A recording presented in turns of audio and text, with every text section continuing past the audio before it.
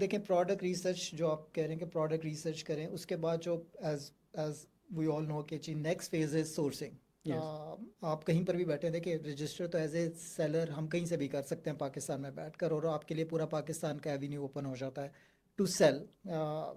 Market place का जो सबसे बड़ा एडवांटेज होता है, तो सोर्सिंग का मुझे थोड़ा सा आइडिया दें कि जी फॉर एग्जांपल मैंने एक प्रोडक्ट रिसर्च कर लिया है और मैं बैठा हुआ हूँ फॉर एग्जांपल किसी गांव के अंदर, तो मेरे पास उसकी एक्सेसिबिलिटी उस प्रोडक्ट की किस तरह होगी। ठीक है, if I am sitting in Lahore या कराची या मेजर सिटीज़ के अंदर मैं बैठा हुआ हूँ, तो शायद मेरे लिए वो आसान हो। बट अगर मैं किसी एक रिमोट एरिया के अंदर बैठा हूँ और वहाँ से बैठ मैं ये सोर्सिंग करना चाह रहा हूँ, तो आप की क्या इनपुट है, किस तरह की जा सकती है, क्योंकि ज़ाहिर है कि वहाँ पे प्रोडक्ट किस तरह की अवेलेबिलिटी तो नहीं होगी। यस, बिजनेस हिले का नाम है, हिले के बाद वसीला मिलता है। जिस तरह पाकिस्तान में लाहौर की मार्केट के एग्जांपल ले लें, तो लाहौर जुम्मे को ओपन होता है, बाकी गिरदोनवा के जितने भी सिटीज़ हैं ना वो ऑफ होते हैं, जुम्मे की छुट्टी होती है।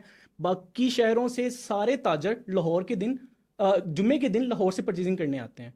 तो आपको ये मार्केट ट्रेंड को भी समझना है, आपको ये करना पड़ेगा, मार्केट में आपको जाना पड़ेगा। अगर आप कहें कि मैं ऑनलाइन बेच रहा हूँ, मैं ऑनलाइन कहीं से सोर्स कर लूंगा, तो आपको वो प्राइस नहीं मिलेगी जिसमें बचत हो, प्रॉफिट हो। और असल जो प्रॉफिट है वो सोर्सिंग में छुपा हुआ है। कीमत खरीद जो है ना वो असल आपको प्रॉफिट देती है। तो प्रोडक्ट रिसर्च करने के बाद बहुत ज़्यादा लोग इसलिए फेल हो जाते हैं कि वो सोर्सिंग प्राइस मीट नहीं कर पा रहे होते। और ये बिजनेस की रीढ़ की हड्डी कहते हैं इसको हम। तो आपको उसके लिए निकलना पड़ेगा, अपनी नियरेस्ट होलसेल मार्केट्स को विजिट करना पड़ेगा। देन आपको उस प्रोडक्ट के इंपोर्टर तक पहुंचना पड़ेगा, क्योंकि दरमियान में लेयर्स है ना, wholesaler, distributor, importer, then China. अगर तो आप चाइना मार्केट सोर्सिंग सीख लेते हैं, देन इजी टू गो, आप कुछ भी मंगवा के बेचना स्टार्ट कर देंगे।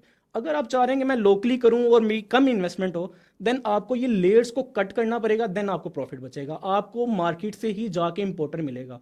अगर हम शालम की भी बात करें, किसी भी एक प्रोडक्ट का मैक्सिमम 3 से 4 इंपोर्टर होंगे, बाकी सारे होलसेलर्स हैं, वो भी उन इंपोर्टर से माल खरीदते हैं, देन होलसेल में बेचते हैं। तो आपकी कोशिश ये होनी है कि मुझे इस प्रोडक्ट का इंपोर्टर चाहिए, देन इंपोर्टर प्राइस आपको मिलेगी, देन आपको प्रॉफिट मार्जिन भी मिलेंगे।